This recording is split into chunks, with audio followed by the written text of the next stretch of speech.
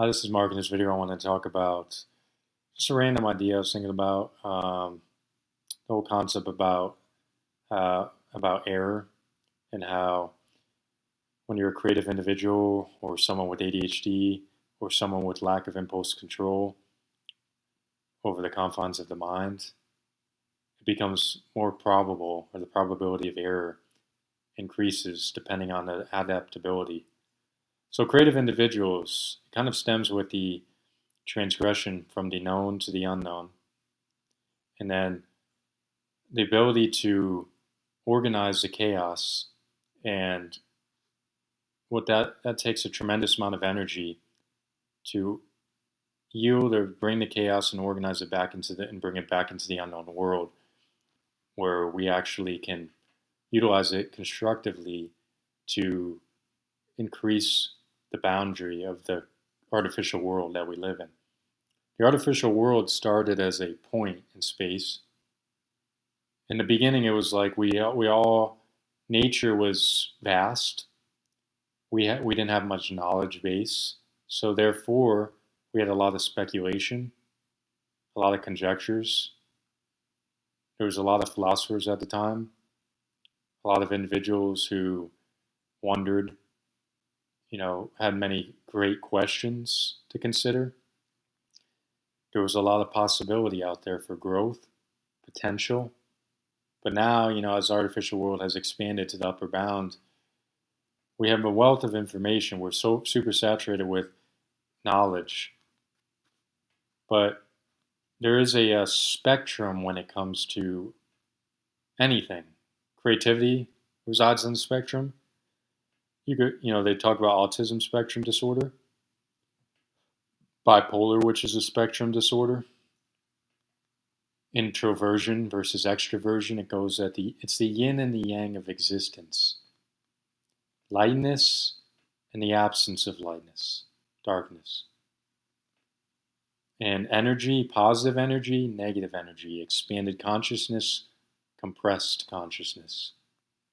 So I just find it interesting in terms of like the error, how like extroverts have a higher likelihood of error because their mind, when you have when you're transmitting information externally at a higher frequency and larger quantity, it's the propensity for error just increases, but an extrovert adapts to that style.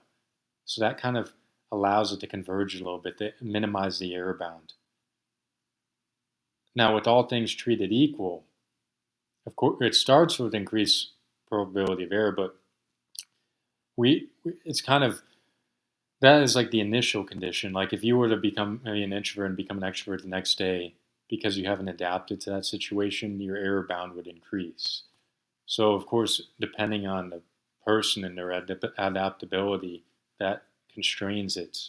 And error bound exists on the spectrum as well, but we do know like creative individuals have a higher likelihood just because they're more open to the information that's coming, within the mind, or they're perceiving.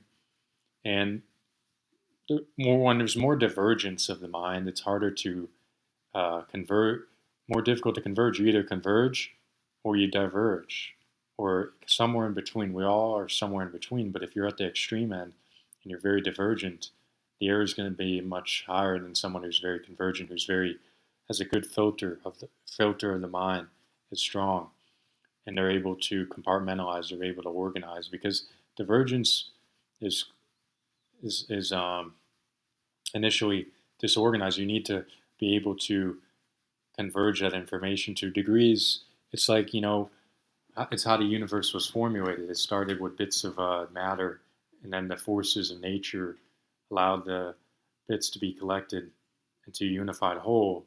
And eventually, the planets, the orbit system was formulated. Just like the mind gathers ideas. Ideas are bits of information in random, areas, and the bridges and the connections between them are the forces, and the mind is able to assemble and organize in such a manner. And when someone who's creative is, of course, accustomed and they become adapted to the space or the confines of the unknown world, that resides outside the artificial world, but they're able to utilize it. And but the problem is the expectation creates physiological strain. Someone like Jordan Peterson, for instance, he's a progressive type of person. He wants to invoke change. He wants to um, create a belief system that is uh, that many people can utilize. And of course, there's a divide. There's a divide in viewpoints among um, between individuals who dispose of his beliefs and individuals who may praise. It's always a spectrum. You're going to have that with the political divide. It's a spectrum. You're either on one side. There's the more divergent it becomes, the more disagreement is, and the disagreement is going to be more inevitable. You can't we can't have entirely a neutral zone. There's always going to be one, the yin, the yang, and it's interesting because there tends to be one extreme or the other extreme, and that's just an avenue or facet of life. It's a duality. It's like the it's you need pain yield uh, to yield the opposite effect in a lot of cases, but it has to be first transformed and has to be through realization and awareness. But someone who is highly creative and maybe has lack of inhibitions and has reduced filter and therefore more prone to error, it's just inevitable that they're going to get attacked more. Um, and that's what we find is, like with Jordan Peterson, for instance, you're going to create more of a divide when you let your ideas out there. It's going to become more of a you're going to notice the positive side, and you're also going to notice the negative side. That's with anything. If you keep your mouth shut, well, and people aren't going to you're just not going to exist at that point. Like if you seclude yourself entirely, sure, the error bound is going to be, it's all going to be reduced uh, in terms of like its exposure in the external world. You're not going to uh, be susceptible to it, and even then, the error is not conclusive. It's not fully conclusive because we don't have absolute certainty either. But yeah, I just think anytime when someone has a belief system, it's not going to be never going to be perfect, and it's going to be inevitable with this division. But the thing is, uh, what I've realized is, it's what the Stoics. I've realized from the Stoics is that if something is outside our control, why bother being aggravated over it? Uh, it's if error is inevitable, and it's more probable, of course, with creative individuals who want to invoke the change or want to progress the outer boundary of the artificial world. Um, it's going to uh, it could we have the propensity, it has the propensity to create instability, but even then, sometimes that is initially needed to create the change. And I think that that's why Jordan Peterson wants to do so, because that's kind of like the reason why. Because I think we all have different modes, or of course we have different modes of processing, and therefore we find different defects in the world. There's different defects, and through our own lens, and we may uh, someone who's a progressive person will want to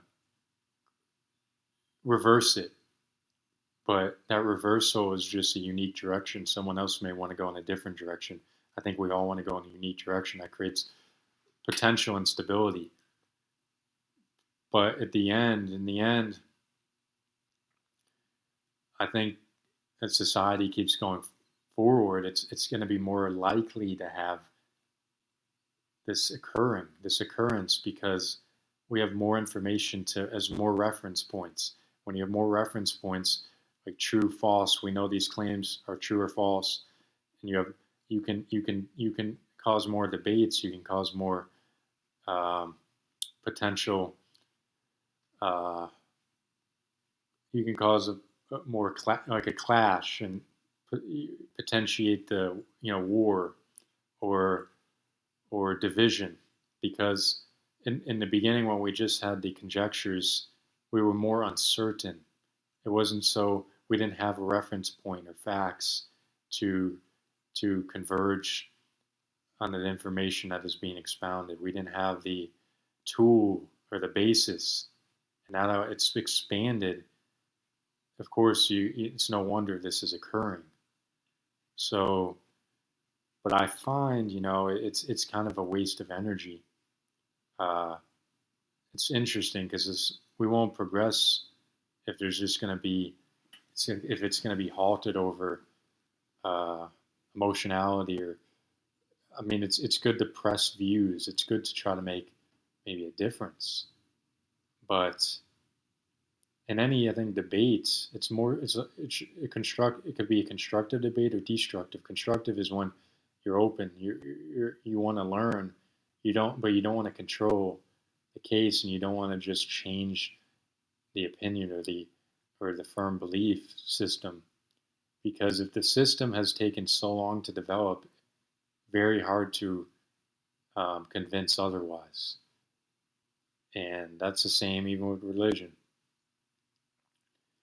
It's just the way it's a belief system. It's a belief, and we can't prove or disprove the existence of God. But so the best we can do is strive to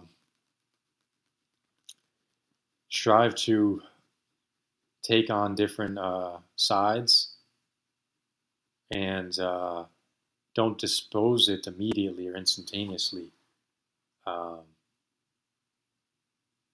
unless it's depending on how, of course, the credibility of where the information is arising. And um, there's always some degree of credibility, unless if it's completely incoherent, that's a different story, psychosis. But the basis of truth is based on what we know currently, and so therefore the strength of the assertion is based on how far we have progressed, and it's not 100% firm, or it's not 100% strong. Like I think of it like a bond, a chemical bond. You're strengthening, you're making the bond, the connections between the nodes stronger and stronger and stronger. You keep refining the edges, making it more clear, more vitreous, or have more luster. But then there's planes of weakness. There always exists planes of weakness, and that plane of weakness has to do with the unknown world. And if someone like Pearson, who delves into the unknown world very occasionally, he's doing so to shift society in a certain direction.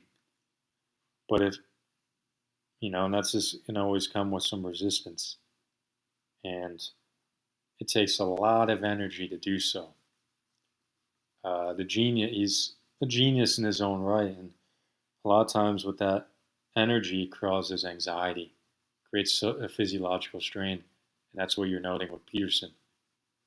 Um, and when you create physiological strain, it's harder to possibly your mind becomes more jargled potentially. It creates even more chaos. And then with chaos, it reinforces anxiety. And with anxiety, it potentiates the strain and then therefore causes a higher probability to become psychotic.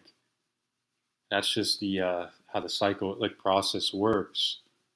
And yeah, I just think if we, to think when we realize, um, I think it's good to focus on the why. Why is this happening? Do we know completely why it's happening? No, but I think it's good to be always have some skepticism, but a healthy dose of skepticism, and not be so negativistic or have negativistic views. Um, it's that causes regression, and transgression is created from optimism, positivity. So So yeah, I mean, if anyone is like an extrovert or has ADHD or bipolar, they know, they understand the problem with the impulse control and propensity to create error. Just because it causes chaos, and adaptation is very difficult, especially someone bipolar goes through the cycles of sluggishness to to extremely rapid processing, and when in the throes of manic episode, it's very hard to adapt to that quickly enough. And but you notice bipolar individuals,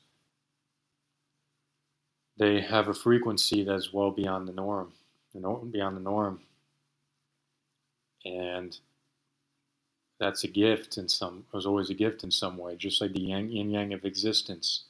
You either take it as a curse or you take it as a gift. It can be part. I mean, depression is not positive, of course, but it can become a positive just by learning. Every time you, depression's like a hibernation. Your body needs to hibernate and recharge depending on how much energy was utilized in a manic episode.